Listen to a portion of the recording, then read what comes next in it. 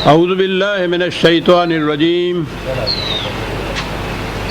بسم اللہ الرحمن الرحیم۔ عزیزان من، آج ستمبر 1982 کی 3 تاریخ ہے اور درس قرآن کریم کا آغاز سورہ الطور سے ہو رہا ہے۔ پہلا لفظ بھی والطور ہے اس کا۔ ابتدا یوں ہوتی ہے کہ والطور و کتاب مستور فی رق منشور والبیت المعمور، اور آگے اسی طرح سے اور ہے۔ یہاں تو صرف طور ہی کہا ہے۔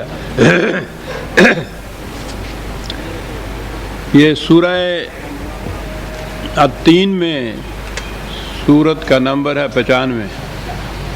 وہاں اس کے ساتھ اور بھی 3 چیزیں ملائی گئی ہیں۔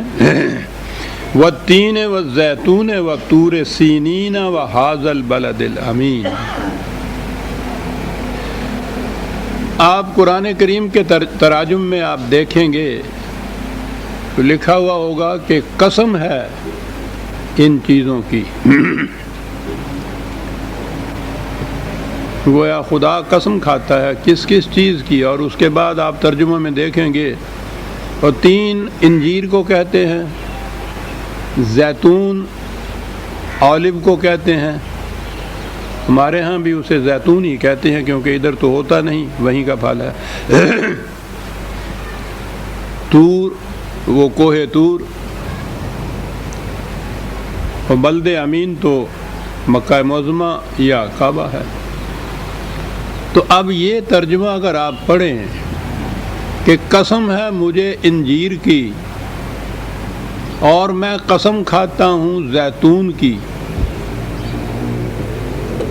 اور آگے وہ بات کہی ہوئی ہو کہ لقد خلقنا، غالباً یہی ہے، لقد خلقنا الانسان فی احسن تقویم۔ میں قسم کھاتا ہوں انجیر کی، قسم کھاتا ہوں زیتون کی، قسم کھاتا ہوں پہاڑ طور کی۔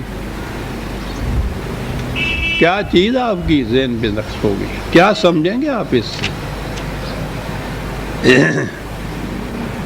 ہر جگہ آپ کو یہی ملے گا۔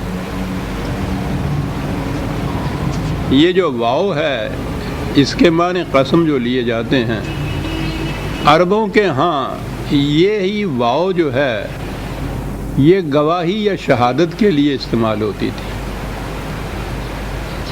یہ چیزیں اس حقیقت کی شاہد ہیں جو آگے بیان کی جائے گی۔ اب قسم سے یہ بات الگ ہو گئی۔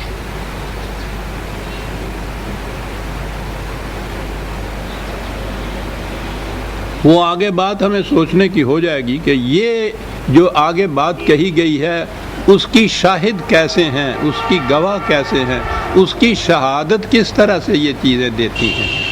لیکن بات یہاں یہ ہوگی، یہ نہیں کہ خدا کہتا ہے کہ میں قسم کھاتا ہوں تین کی اور زیتون کی، انجیر کی، کہ انسان کو ہم نے احسن تقویم میں پیدا کیا۔ قسم کھاتا ہوں نہیں، شہادت ہے۔ اور قسم در حقیقت شہادت کو موثق بنانے کے لیے ہوتی ہے، پختہ کرنے کے لیے ہوتی ہے۔ وہ عدالتوں میں بھی جو پہلے کہتے ہیں نا کہ یہ قسم اٹھا کے اب کہو کیا کہتے ہو شہادت میں، گواہ سے قسم جو لی جاتی ہے تو وہ اس کی جو بیان کر رہا ہوتا ہے، شہادت دے رہا ہوتا ہے، وہ اس کی توثیق کے لیے، اس کی اور زیادہ پختہ کرنے کے لیے وہ ہوتی ہے۔ اس اعتبار سے یہ قسم کے معنوں میں یہ واو استعمال ہوتا تھا، ورنہ یہ بات شہادت ہی کی تھی، گواہی کی تھی کہ یہ شاہد ہے اس بات کے اوپر جو ہم کہہ رہے ہیں۔ اور اتنا ہی نہیں، قرآن کریم میں آپ دیکھیں گے کہ یہ اس واو کے ساتھ شہادت میں جو قرآن پیش کر رہا ہے، کن کن چیزوں کو، سورہ شمس، والشمس وضحاها والقمر اذا تلاها والنہار اذا جلاها واللیل اذا یغشاها، سورج اور چاند اور دن اور رات اور صبح۔ واو کے معنی وہی قسم، میں قسم کھاتا ہوں سورج کی، قسم کھاتا ہوں چاند کی، وہی چیز ہو جائے گی۔ یہ افسوس یہ چیز ہوتی ہے کہ حالانکہ عربی جاننے والے تو جانتے ہیں، قرآن کریم اس کی بلاغت اور فصاحت جو ہے وہ عرب اس کے سامنے عاجز آ گئے تھے، حالانکہ ان کو بڑا مان تھا اپنے زباندان ہونے کے لیے، لیکن اس کے مقابلے میں وہ کوئی چیز پیش نہیں کر سکتے تھے۔ معنویت تو اور بات رہی کہ اس کے معانی، مقاصد، حقائق وہ کیا ہیں، اسلوب بیان ہی اس کا ایسا تھا، یہ بھی ایسا تھا کہ وہ اس کے سامنے وہ عاجز تھے۔ تو اس میں بلاغت آتی ہے، ادب آتا ہے، ادب اور بلاغت کے تمام اصناف جو آتے ہیں وہ آتے ہیں، اور ادب اور بلاغت میں جسے آپ تشبیہات اور استعارات کہتے ہیں وہ تو جان ہوتی ہے ادب کی۔ وہ ایک استعارے سے بات یوں چمک کے سامنے آ جاتی ہے انسان کے، ایک تشبیہ سے وہ پیکر مجسم بن کے سامنے حقیقت آ جاتی ہے۔ تو قرآن کا یہ انداز ہے، یعنی یہ چیزیں ہم اپنے ہاں بھی جو کہتے ہیں،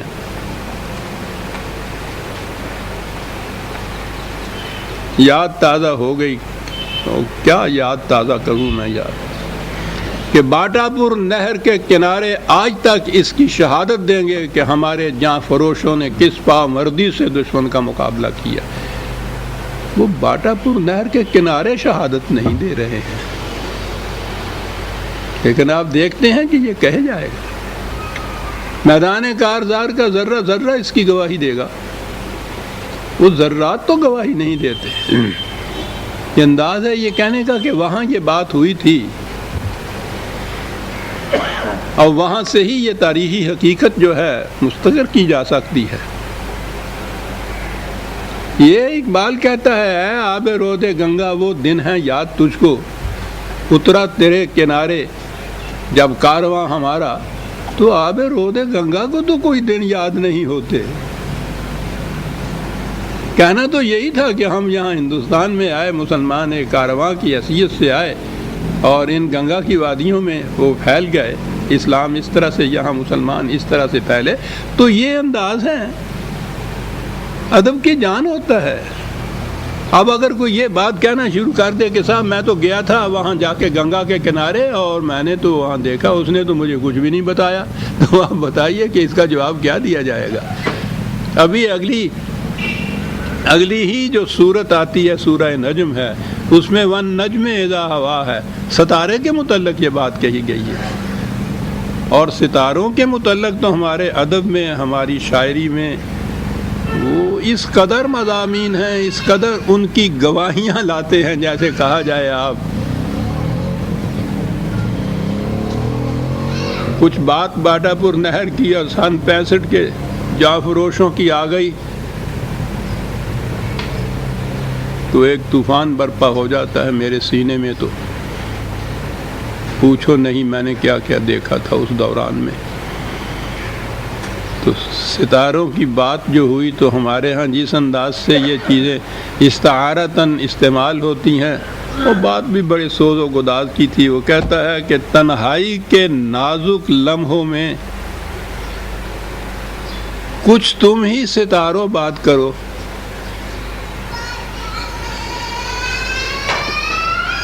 تنہائی کے نازک لمحوں میں کچھ تم ہی ستاروں بات کرو، تم نے تو وہ شب دیکھی ہوگی جس شب کی سحر ہو جاتی ہے، میری شب کی سحر تو نہیں ہوتی، تم نے تو وہ شب دیکھی ہوگی، کچھ بتاؤ تو صحیح اس شب کی سحر کیسے ہوا کرتی ہے۔ ہم تو ستاروں سے یہ بھی نہیں کہہ سکتے، ہم پہ جو تاریکی شب طاری ہوئی ہے تو نمود سحر کی کوئی کرن ہی نظر نہیں آ رہی۔ ہمارے ہاں تو معاف رکھیے گا، آج سینے میں میرے درد سوا ہوتا ہے، یہ 5 ستمبر اور 6 ستمبر آ رہا ہے تو مجھ پہ کیفیت ہی کچھ اور ہوتی ہے سر۔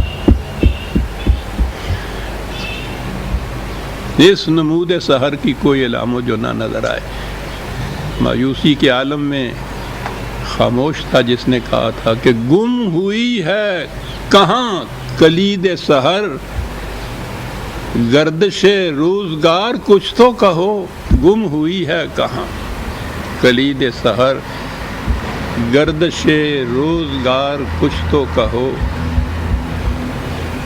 سن لیجئے ایک اور شعر بھی کہ گم شدہ راستوں کے ویرانوں، گم شدہ راستوں کے ویرانوں، داستان غبار کچھ تو کہو۔ اب تو ہمارے گم شدہ راستوں کے ویرانوں کا یہ داستان غبار کہنے والا بھی آپ کو کوئی نہیں ملے گا عزیزان مان۔ یہ ایک زرد پتا ہے اس درخت خزان دیدہ کے اوپر کھڑا ہوا، اور دوسرا اور مجھے اب نظر بھی کوئی نہیں آ رہا۔ خیر بات کہاں سے کہاں چلی جاتی ہے۔ استعارات سے جو بات کہی جاتی ہے، تشبیہات میں جو کہی جاتی ہے، قرآن نے خود کہا ہے اپنی آیتوں کے متعلق، کچھ تو محکمات ہیں، ان الفاظ کے اندر واضح احکام دیے گئے ہیں، اس میں استعارہ اور تشبیہ نہیں ہے۔ احکام اور قوانین کے متعلق یہ بات نہیں ہوتی۔ حقائق جو ہیں، ایبسٹریکٹ ٹروتھس جو ہیں، ان کو ہمیشہ تشبیہات کے انداز میں بیان کیا جاتا ہے، اور قرآن کا یہ ایک خصوصی انداز ہے کہ وہ اس قسم کے غیر مرئی ایبسٹریکٹ ٹروتھس کو، مجرد حقائق کو، بسیط حقائق کو جو محسوس نہیں ہوتے، جو دیکھے نہیں جا سکتے، انہیں تشبیہات کے انداز میں بیان کرتا ہے۔ یہ آیات متشابہات کے معنی یہ ہیں، اس پہ بھی پوچھو نہیں کیا کیا افسانے ہمارے انگڑ گئے۔ تو قرآن کا انداز ہے یہ۔ اب وہ جو اب کہتا ہے کہ والتین والزیتون وطور سینین وہذا البلد الامین، تو وہ کیا کیا رہا ہے؟ بات اس نے یہ کہنی ہے کہ یہ جو کشمکش حق و باطل زمانہ نزول قرآن عادت میں پیش کرتا ہے، اپنے دعوی کی شہادت میں وہ پیش کر رہا ہے کہ جہاں کہیں بھی یہ وحی کا پیغام اس کی نمود ہوئی، اس کی آواز بلند ہوئی، اور اس کی مخالفت میں یہ جتنے مترفین تھے یہ سارے اٹھ کھڑے ہوئے، اور اس کی گواہی دے گا یہ کوہ تین ہے، ماؤنٹین آف فگ، حضرت نوح علیہ السلام نے جہاں سے آواز بلند کی تھی۔ یہ ماؤنٹین آف فگ جو یہ ہے، وہ زیتون آلو ماؤنٹین، وہ اب بھی وہ تورات میں، انجیل میں یہی ہے۔ حضرت عیسیٰ علیہ السلام نے جہاں آواز بلند کی تھی، طور سینین جہاں حضرت موسیٰ علیہ السلام نے آواز بلند کی تھی۔ یعنی بجائے اس کے کہ وہ حضرت نوح، حضرت عیسیٰ، حضرت موسیٰ کہے اور اس کے بعد حضور کا نام لے، وہ انداز ہے اس کا کہ پوچھو کوہ زیتون اور کوہ تین اور کوہ طور کی چوٹیوں سے کہ یہ مخالفتیں کس طرح سے ہوئی تھی۔ کیا حسین انداز ہے اس کا یہ کہنے کا۔ یہ ہے جو کچھ قرآن جس انداز سے کہتا ہے، اور پھر آخر میں ہر جگہ جہاں یہ لاتا ہے یہ واقعات، آخر میں پھر وہ مکہ یا کعبہ اس پہ آ جاتا ہے کہ پوچھو ان میدانوں سے، ان پہاڑوں سے، ان وادیوں سے جہاں جہاں یہ آواز اٹھی کس طرح سے اس کی مخالفت ہوئی، اور اس کے بعد پھر آج وہی تاریخ اپنے آپ کو دہرا رہی ہے مکہ کی وادیوں میں، فاران کی چوٹیوں میں۔ یہ تو تورات میں بھی ہے، سعیر کے بعد فاران کے اوپر چمکا، تو وہاں بھی یہ انداز ہے۔ قرآن کا انداز یہ ہے بات کرنے کا، تو وہ ان پہاڑوں اور وادیوں کا نام ان سے نہیں کہتا کہ جا کے ان کے پتھروں سے پوچھو کہ وہ تمہیں جواب دیں گے۔ کہتا یہی ہے کہ جو واقعات وہاں رونما ہوئے تھے ان کا مطالعہ کرو اور دیکھو کہ وہ کس بات کی شہادت دیتے ہیں۔ وہ اسی بات کی شہادت دیتے ہیں جو ہم آگے کہنے والے ہیں۔ وطور،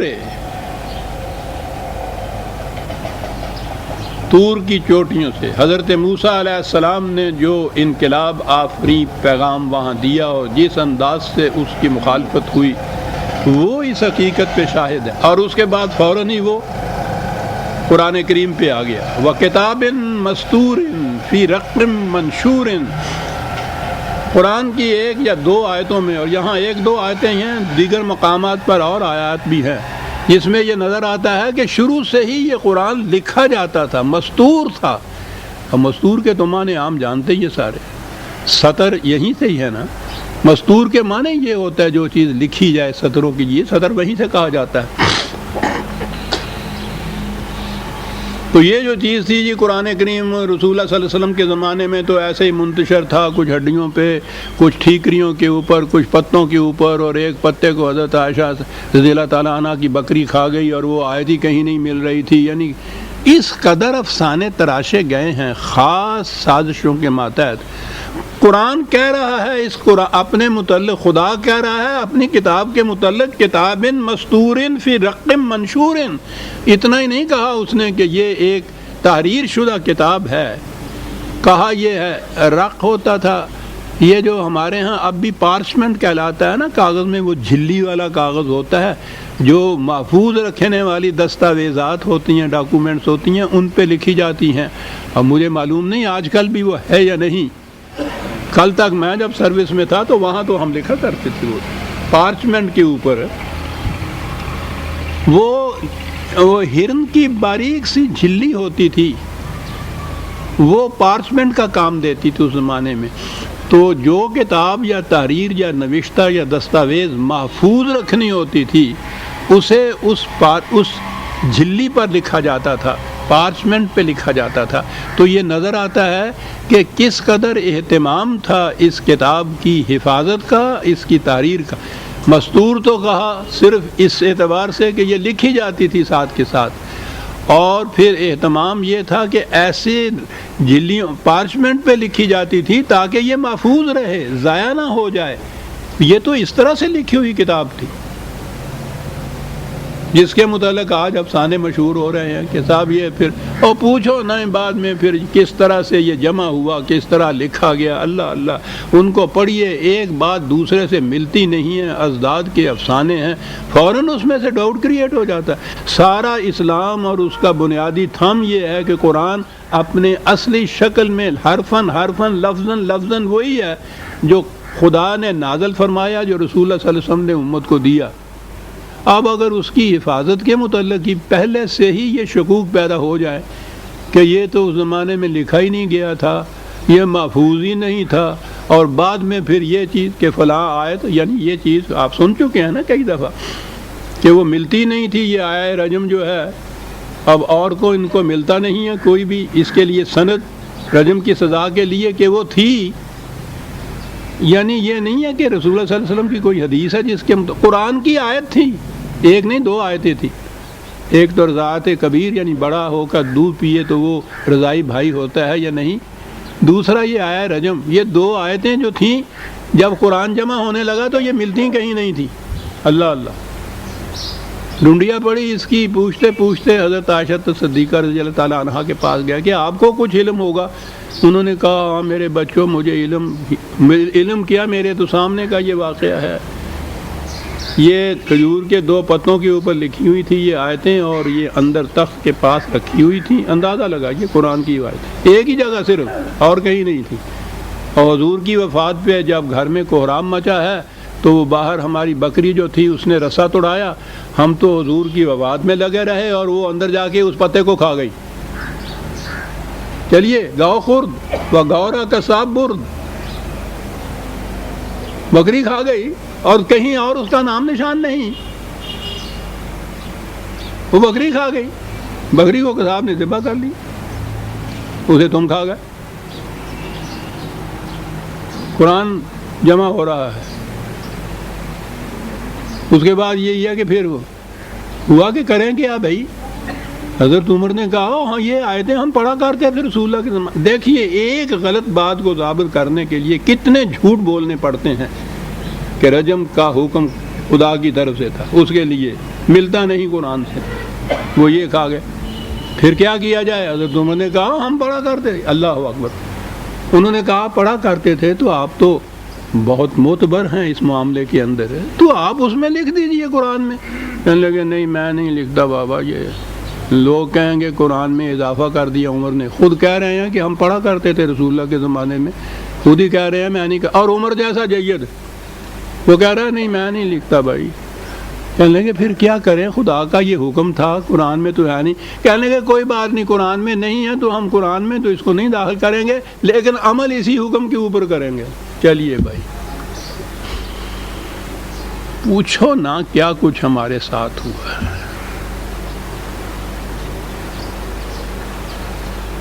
فی و کتاب مستور فی رق منشور، قرآن کی چار بے شمار مقامات پہ ہے قرآن لکھا جاتا تھا۔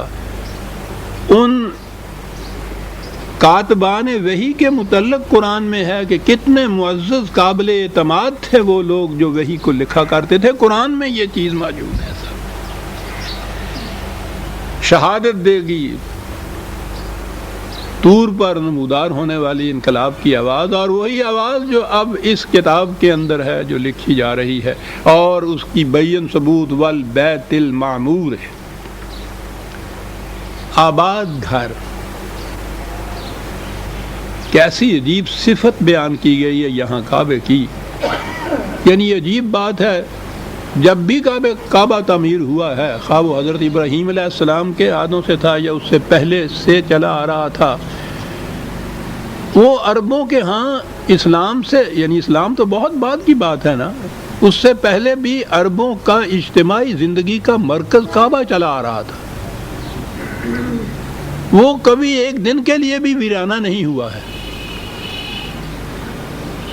اور پھر اسلام کے بعد تو آپ وہاں جا کے دیکھیے 1300 سال میں کوئی لمحہ ایسا نہیں ہوگا کہ وہاں کوئی آدمی نہ ہو۔ اس قدر مسلسل یوم تعمیر سے لے کے اور آج تک، اور اس کے بعد ہمارا یقین یہ ہے کہ قیامت تک وہ بیت معمور ہے، آباد گھر ہے، ویرانہ نہیں ہے۔ تو اسے قرآن کریم نے بیت معمور کہا ہے، کہا یہ سب چیزیں اس حقیقت کی شہادت دے رہی ہیں جو آگے ہم بیان کر رہے ہیں۔ یہ سارا کچھ کیا تھا؟ دوسری بات آپ کو یاد ہوگی جو قرآن کا نقطہ ماسکہ ہے، قانون مکافات عمل۔ جس قسم کی روش، جس قسم کا نظام کوئی قوم قائم کرے گی، اس کے مطابق اس قوم کا انجام ہوگا۔ غلط نظام کا انجام تباہی اور بربادی ہوگا۔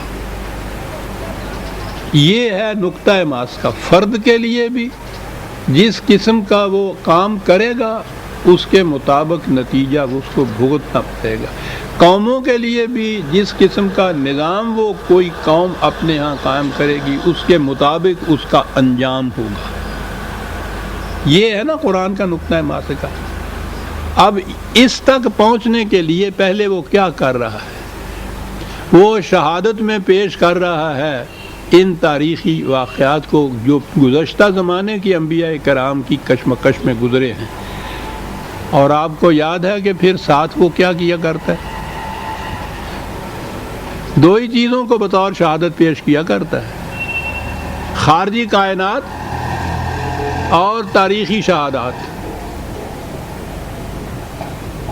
قانون کے لیے کہ ہر شے قانون کے مطابق چل رہی ہے، وہ اس کے لیے ہمیشہ محسوس چیزیں پیش کرتا ہے، اور وہ یہ خارجی کائنات ہے۔ کوئی بھی انکار نہیں کرے گا کہ گندم از گندم بے روئے جاؤ سے جاؤ، گندم کا بیج ڈالو گے تو گندم پیدا ہوگی، جاؤ کا بیج ڈالو گے تو جاؤ پیدا ہوگا۔ یعنی یہ ایک ایسا اٹل قانون ہے مکافات عمل کا کہ جیسا بیج ہوگا اسی قسم کی فصل ہوگی۔ اس لیے قرآن جہاں بھی تاریخی شواہد پیش کرتا ہے، فوراً ساتھ فطرت کے قوانین اور فطرت کے محسوس شواہد جسے آپ کہہ لیجئے انہیں پیش کرتا ہے۔ تین چیزیں تو پیش کی اس نے، طور کو پیش کیا، قرآن کو پیش کیا، بیت معمور کو پیش کیا، اور اس کے بعد والسقف المرفوع والبحر المسجور، فوراً آ گیا خارجی کائنات پہ، اور یہ فضا کی پہنائیاں اور ان میں مصروف گردش اتنے اتنے عظیم الجثہ کرے، انہیں دیکھیے تو صحیح کہا، اور اس کے بعد یہ رہا ان سمندروں کو تو دیکھیے صحیح۔ اس قدر طوفان آمیز تلاطم انگیز پانی سے بھرے ہوئے اور ایک کے ساتھ دوسرے ملے ہوئے پورے کے پورے، کہا دیکھتے ہو کہ یہ کس طرح قانون کی زنجیروں میں جکڑے ہوئے ہیں،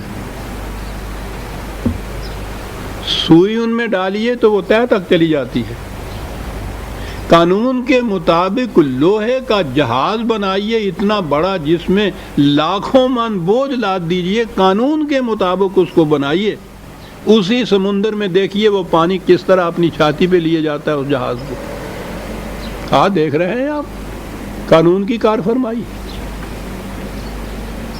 تو دونوں شہادتیں پیش کرنے کے بعد کیا کہا؟ کس بات کے لیے شہادتیں پیش کی جا رہی ہیں کہ اِنَّ عَذَابَ رَبِّكَ لَوَاقِعٌ، یہ جو تباہی بتائی جا رہی ہے کہ تمہاری روش یہ غلط ہے، اس کا نتیجہ تباہی ہوگا، یہ ہو کر رہے گا۔ یہ سب چیزیں اس کی شہادت دیتی ہیں کہ ایسا ہو کر رہے گا۔ آپ غور کیجئے عزیزان من، ان آیات کے معنی کیا ہو گئے، ان کی تفسیر کیا ہو گئی۔ واقع، واقعہ ہو کر رہے گا، ما لہ من دافع، کوئی روک نہیں سکے گا اس کو، کوئی قوت اسے روک نہیں سکے گی، آ کر رہے گی یہ تباہی۔ اس تباہی میں ہوگا گیا۔ اب پھر آگے ایک اور بات آ رہی ہے، یوم تمور السماء مورا وتسیر الجبال سیرا۔ یہاں پھر وہی ترجمے آپ دیکھیں گے آپ کہ جس دن آسمان کرب انگیز جنبش میں ہوگا، ہل جائے گا، پھٹ جائیں گے یہ کرے، اور یہ پہاڑ اپنی اپنی جگہ سے ہل کر ریزہ ریزہ ہو جائیں گے، اس دن یہ ہوگا۔ بات تو یہ کہہ رہا تھا، انسانوں کو بتا رہا تھا کہ تمہارا غلط نظام کیا کرے گا، اور جو کہا کہ یہ اس دن ہوگا جب یہ آسمان کے کرے تھرتھرا جائیں گے، یہ پہاڑ ریزہ ریزہ ہو جائیں گے، پھٹ کے روئی کے گالوں کی طرح اڑ جائیں گے، تو بات کیا بنی صاحب؟ اب اس کے متعلق آپ تفسیروں میں دیکھیے، وہ کہتے ہیں یہ قیامت کی نشانیاں، قیامت جب آئے گی تو یہ ہوگا، زمین پھٹ کے ریزہ ریزہ، پہاڑ بھی اڑ جائیں گے روئی کے گالوں کی طرح، آسمان کے یہ جو کرے ہیں یہ سارے کے سارے یہ تباہ ہو جائیں گے، وہ کچھ نہیں رہے گا۔ تو اس میں جب کچھ نہیں رہے گا تو اس میں تو پھر کوئی بھی نہیں رہے گا۔ تو یہ کس بات کے لیے شہادت دیے جا رہے ہیں؟ نہ اس کو ہم اوائڈ کر سکتے ہیں، نہ اس میں کوئی بچ سکتا ہے، اور اگلی بات تو یہ ہے کہ اس میں مومن اور کافر کی بھی تو تمیز نہیں ہوگی، اس میں تو مسجد اور مندر کی بھی تمیز نہیں ہوگی۔ جب زمین کا کرہ ہی ریزہ ریزہ ہو جائے گا تو اس میں بسنے والے انسان ہی نہیں، ساری مخلوق جو ہے وہ بھی ختم ہو جائے گی، آبادیاں ختم ہو جائیں گی۔ تو اس بات کے لیے یہ کیا ہے جو ہمارے لیے وجہ عبرت بنا رہا ہے قرآن، کہ غور کرو۔ یہ وہ مقام ہے جہاں دوسری چیز آتی ہے قرآن کی، اور وہ عربی زبان کی بھی دوسری چیز۔ میں یہاں پھر عرض کر دوں کہ یہ جو چیزیں کہیں گئیں اگر معنی یہ لیے جائیں کہ کرے جو ہیں جنبش سے تہ و بالا ہو جائیں گے اور پہاڑ ریزہ ریزہ ہو جائیں گے، اس دن کیا ہوگا؟ اگلی آیت ہے فویل یومئذ للمکذبین۔ اس دن وہ لوگ جو خدا کے قانون مکافات عمل کو جھوٹا سمجھتے ہیں ان کی تباہی ہوگی۔ تو وہ نظر آئے گا کہ یہ تو ان کی تباہی ہے صرف، اور اگر یہ مانا جائے کہ یہ قرب قیامت کی نشانیاں ہیں، یہ تو زمین پڑ جائے گی، پہاڑ سے ریزہ ریزہ ہو جائیں گے، تو یہ ان کے لیے تو نہیں ہے۔ وہ تو جو اس قانون کو ماننے والے ہیں، نہ ماننے والے، وہ سارے ذی حیاس ختم ہو جائیں گے۔ وہ کہتا ہے کہ اس دن ان لوگوں کی تباہی ہوگی۔ تو گویا نظر آیا کہ یہ بات نہیں ہے جو کہی جائے گی کہ یہ قرب قیامت کی نشانی ہے، پہاڑ پھٹیں گے، زمین ختم ہو جائے گی، آسمان کے کرے جو ہیں لرز جائیں گے۔ وہ تو کہتا ہے کہ اس دن ان کی تباہی ہوگی، اور اگلی ساری آیتیں ان کے متعلق ہیں، ایک دو نہیں ہیں، اگلی 4-5 آیتیں انہی کے متعلق ہیں کہ ان کے ساتھ کیا ہوگا اس دن۔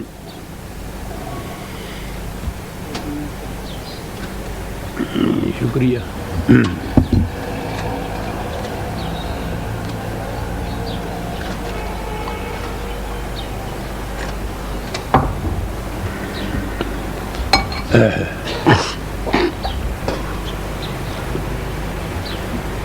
یہاں پھر آئیے قرآن کے اسلوب بیان پہ، عربی زبان پہ، ہر زبان میں لفظ کا ایک تو جسے کہتے ہیں نا لٹریری میننگ،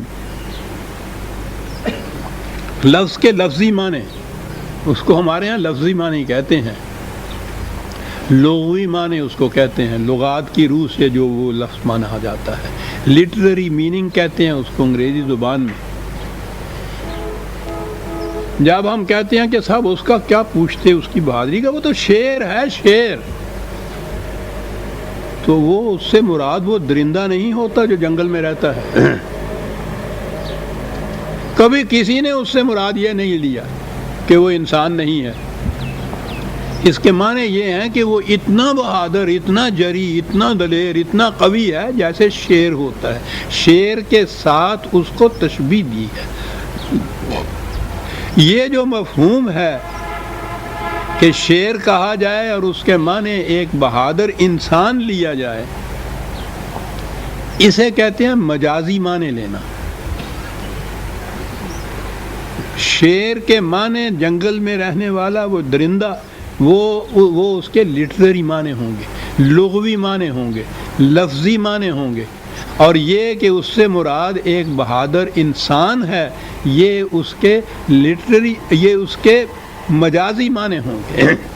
اور عربی زبان کے اندر تو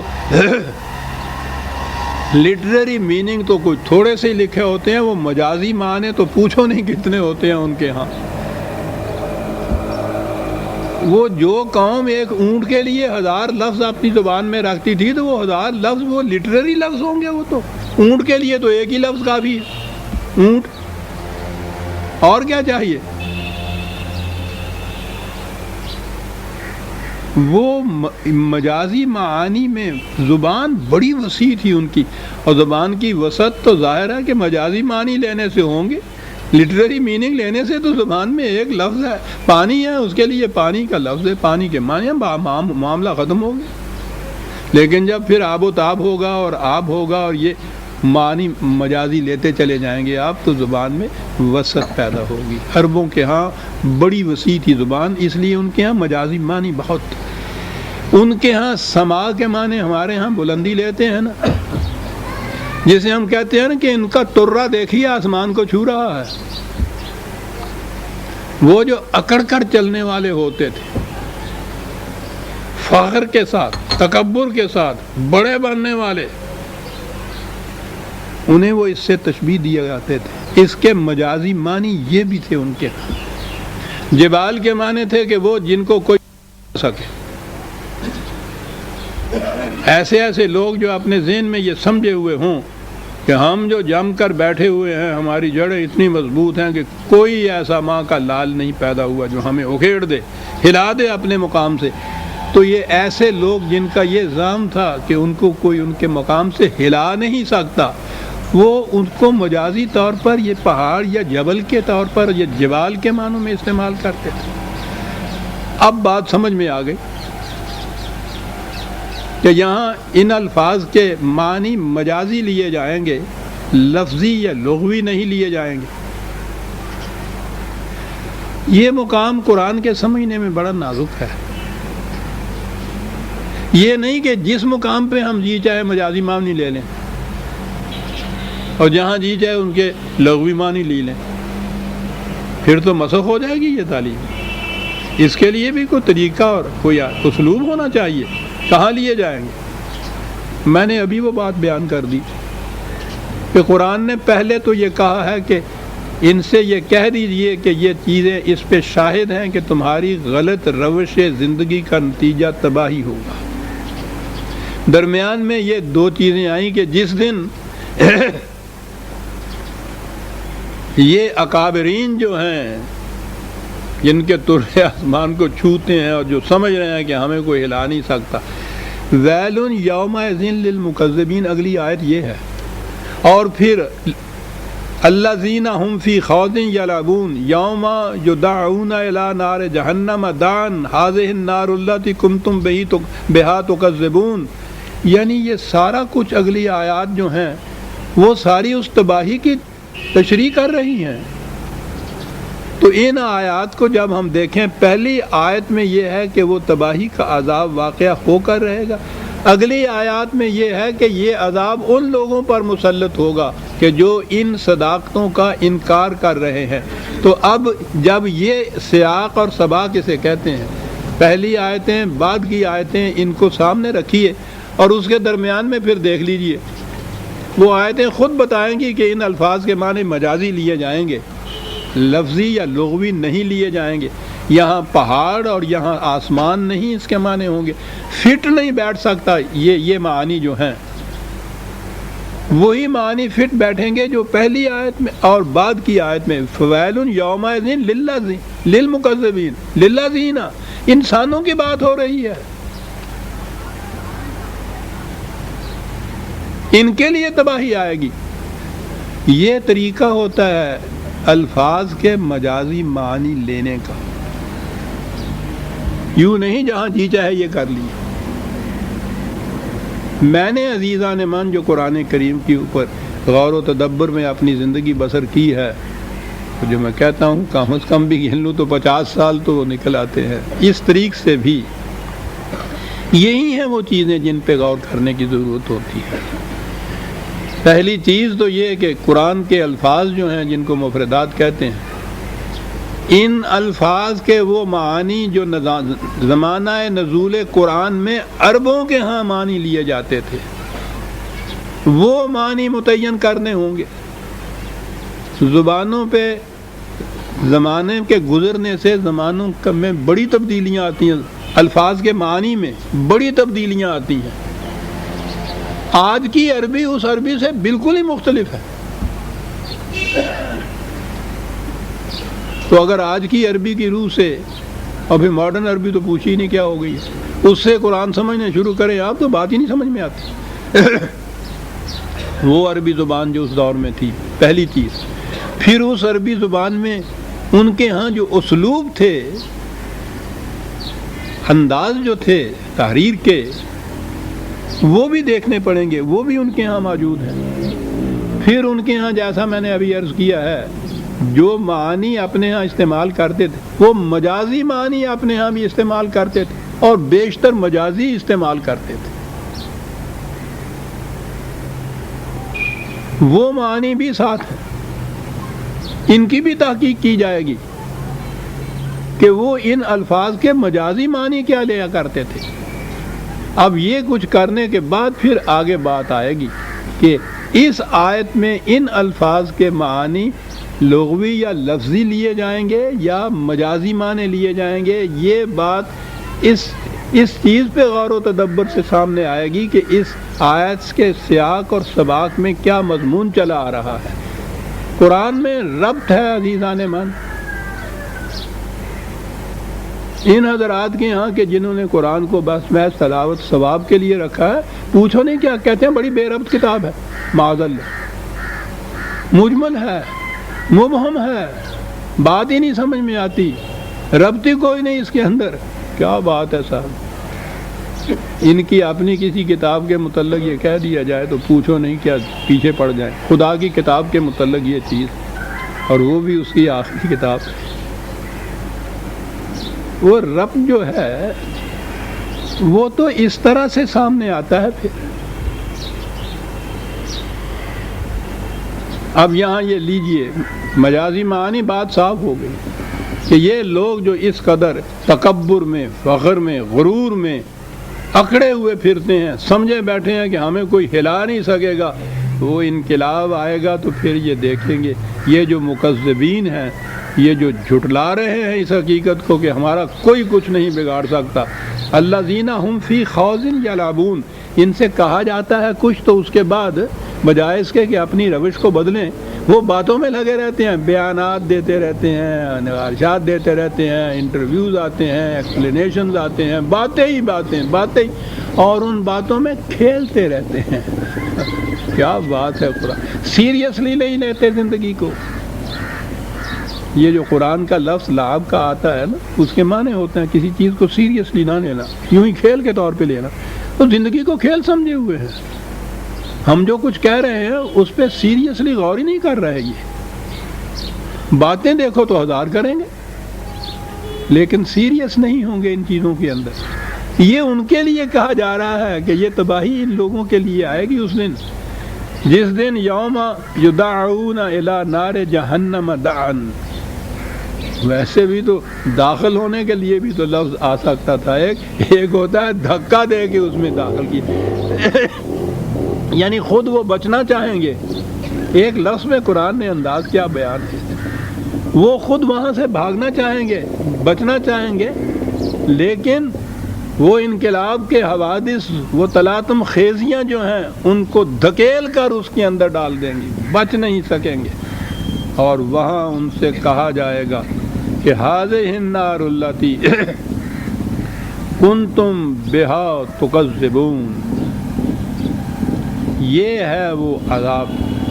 یاد رکھیے یہ نار کا لفظ قرآن کریم میں بھی آگ اس کے معنی ہوتے ہیں، مجازی معنی اس کے بھی بے شمار ہوتے ہیں۔ جہنم کے لیے بھی یہ لفظ آتا ہے جہاں نار کے معنی آتے ہیں۔ ہر شے جو تباہ اور برباد کر کے رکھ دے اس کے لیے یہ استعمال ہوتا ہے یہ لفظ۔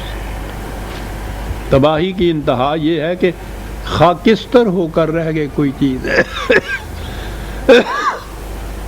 راکھ بن کر رہ جائے کوئی چیز۔ کہا یہ کیفیت ہے، ان سے کہا جائے گا کہ یہ ہے وہ تباہی کی آگ جسے تم جھٹلایا کرتے تھے۔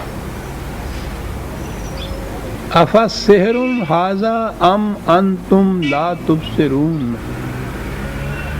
پھر وہی لفظ آ گئے۔ سحر کے معنی ہمارے ہاں ہر جگہ جادو ہی کیا جاتا ہے۔ آ جائے گا کہ بتاؤ یہ اگر یہ جادو کا معنی لیے جائیں تو یہ جادو ہے یا تم دیکھ رہے ہو اس کو؟ یہاں جادو کی تو کوئی بات نظر نہیں آتی ہے۔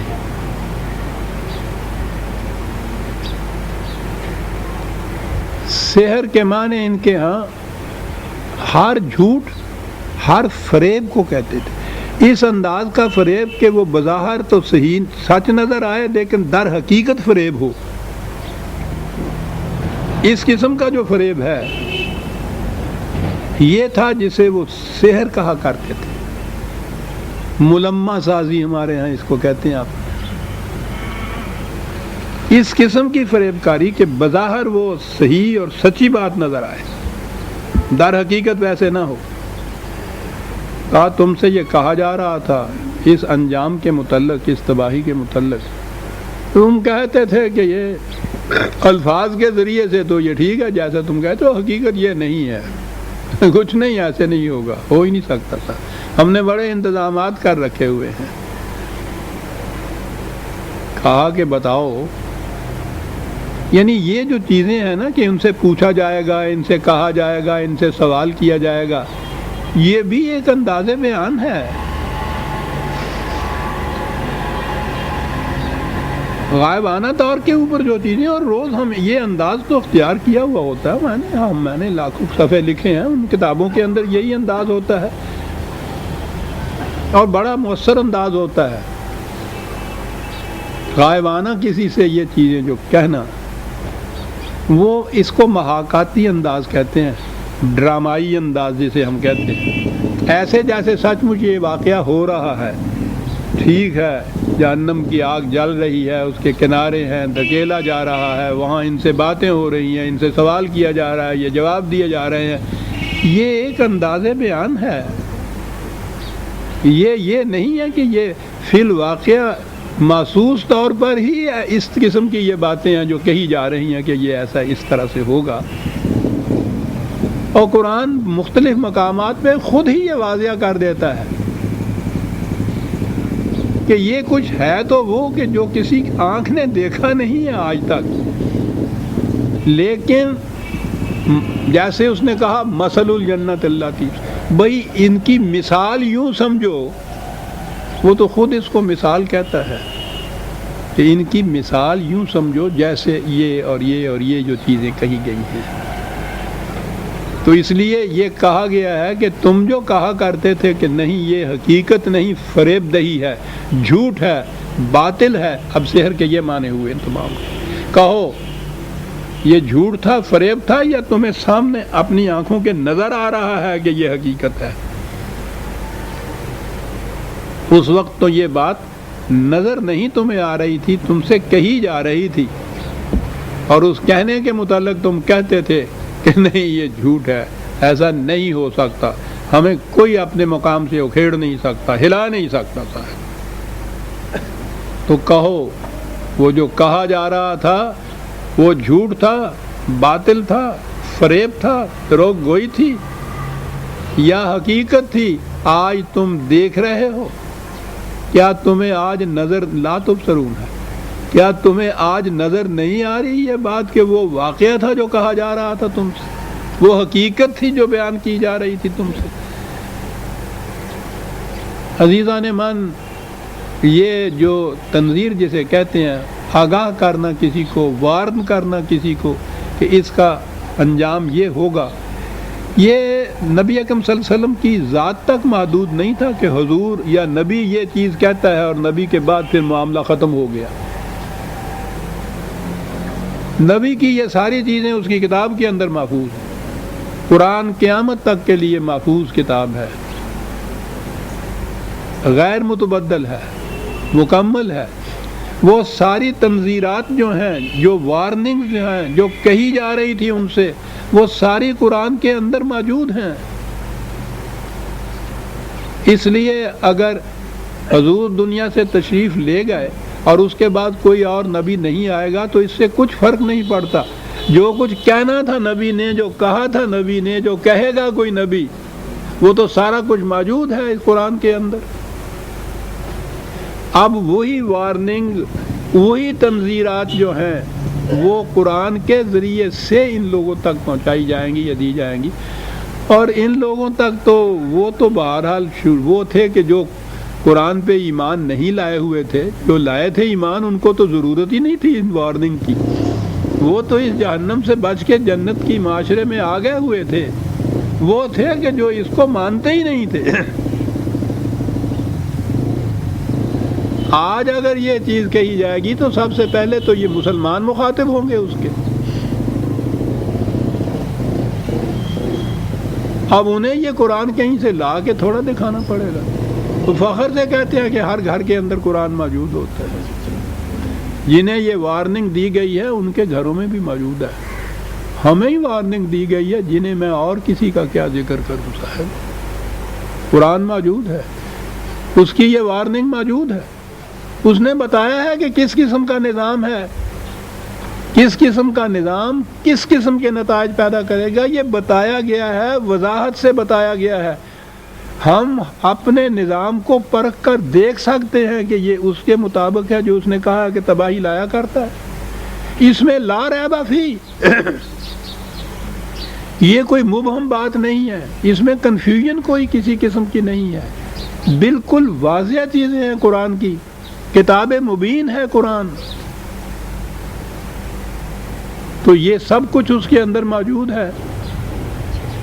اور بہرحال زبان سے ہی صحیح ایمان تو ہمارا یہ ہے نا کہ خدا کی کتاب ہے اور جو کچھ یہ کہتی ہے یہ سچ ہے، کہہ تو رہے ہیں نا ہم۔ اس لیے نبوت کے ختم ہو جانے سے کچھ فرق نہیں پڑتا، کسی اور کے آنے کی ضرورت نہیں کہ آ کر یہ وارننگ ہمیں دے، وہ سب کچھ اس میں موجود ہے۔ اور جب یہ تلاوت بھی اس کی ہوتی ہے تو بہرحال تلاوت کرنے والے تو روز اس وارننگ کو دیکھتے ہیں۔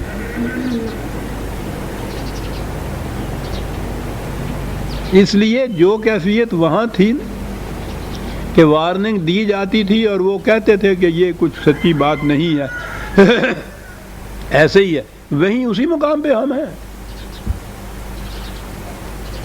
یہ نہیں کہ اب وارننگ نہیں دی جاتی اور ہمیں معلوم نہیں ہے کہ وہ کیا چیز تھی، وارننگ موجود ہے، ہم اپنی آنکھوں سے دیکھتے ہیں روز اس وارننگ کو، اور پھر اسے سچا نہیں سمجھتے۔ کون ہے وہ جو جلتی ہوئی آگ میں اپنے آپ کو جھونک دے؟ کیوں نہیں جھونکتا وہ؟ وہ اس حقیقت کو سچ سمجھتا ہے کہ یہ آگ ہے، اس میں داخل ہونے سے جل جاتا ہے، جلنے سے انسان مر جاتا ہے، اس پہ اس کا یقین ہے نا۔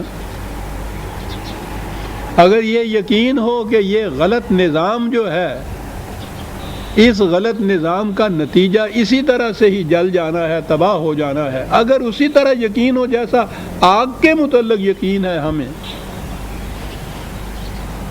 تو پھر تو کوئی بھی دانستہ آگ میں نہیں کودتا، وہ تو کوئی پاگل ہوتا ہے وقتی طور پہ جو خودکشی کرتا ہے۔ تو یہ قرآن پڑھنے کے باوجود، یہ تنظیرات دیکھنے کے باوجود ہم جو اس سے وہ سبق نہیں لیتے، تو ہم اسی مقام پہ ہیں جس مقام پہ وہ مکذبین تھے، ہم بھی تکذیب کرتے ہیں اس کی۔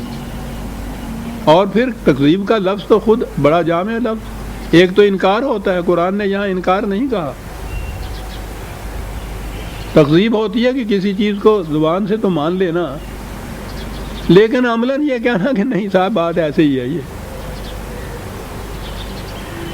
ہم مکذبین ہیں، قرآن کو ماننے والے۔ کہیں متعین طور پر بیٹھ کے جو بھی چاہیں ذرا دیکھ تو لیں اس کے اندر سے، اور پھر اپنے معاشرے کو اس آئینے کے سامنے دیکھ لیں کہ قرآن کیا کہتا ہے اس کے متعلق، پھر نظر آ جائے گا کہ ہمارا یہ دعویٰ کہ یہ خدا کی کتاب ہے، اس کا ایک ایک لفظ جو ہے حقیقت ہے، واقعتاً ایسا ہے، ایسا ہو کر رہتا ہے، کہاں تک ہم اسے مانتے ہیں اور کہاں تک اس کو جھٹلاتے ہیں، کہاں تک ہم صادقین میں سے ہیں اور کہاں تک ہم مکذبین میں سے ہیں۔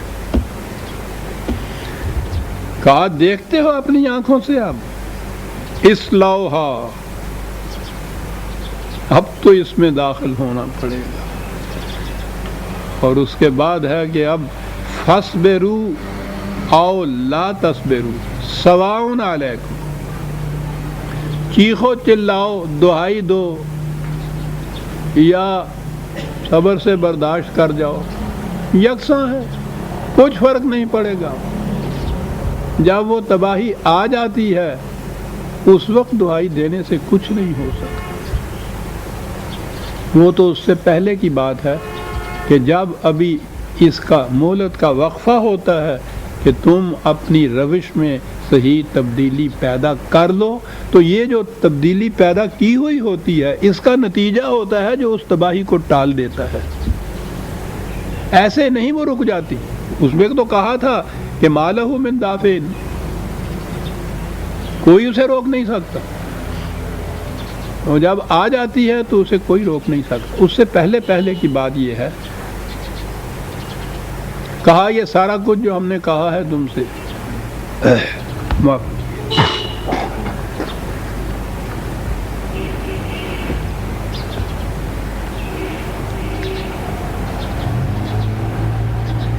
عام تصور ہمارے ہاں یہ ہے، اور جب بھی آپ دیکھیں گے اچھے واز ہی نہیں، اب تو ہمارے ہاں کے انٹلیکچوئل جو ہیں وہ بھی جب آتے ہیں، خاص طور پہ اب ٹی وی پہ آتے ہیں، وہاں بھی وہ بظاہر باتیں نظر آتی ہیں کہ بڑی معقول ہوتی ہیں، لیکن ذرا گہرائی میں جا کے دیکھیے، کہتے وہ بھی یہی ہیں کہ پھر اس کی سزا مل کر رہتی ہے، سزا ملنا ہوتا ہے اس کا۔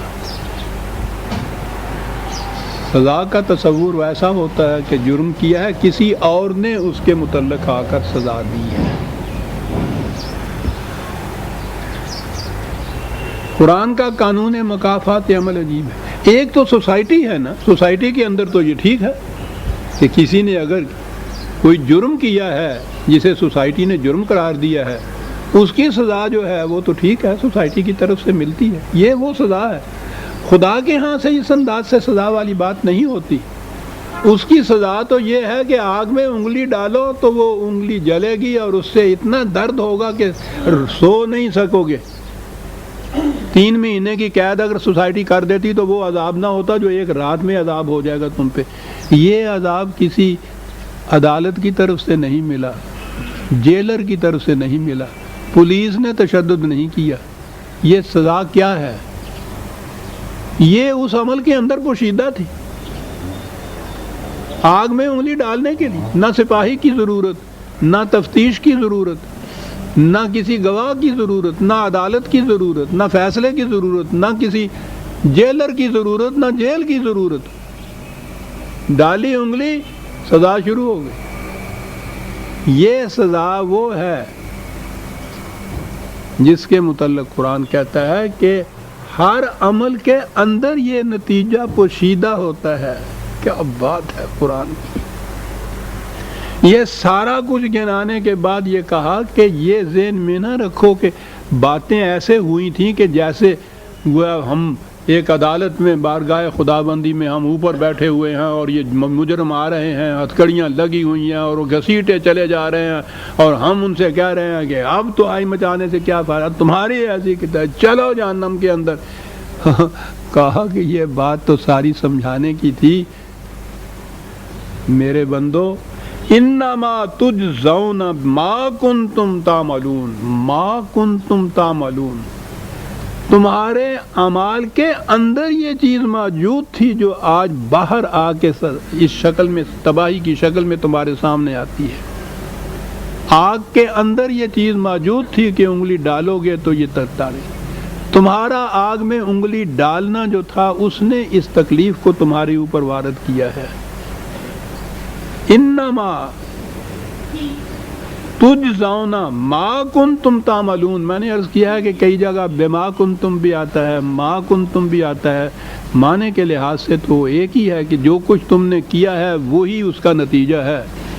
لیکن ایک طرف یہ ہوتا ہے کہ کسی ذریعے سے وہ نتیجہ، اور وہ کوئی دوسری چیز یہ کہ خود اس چیز کے اندر وہ نتیجہ.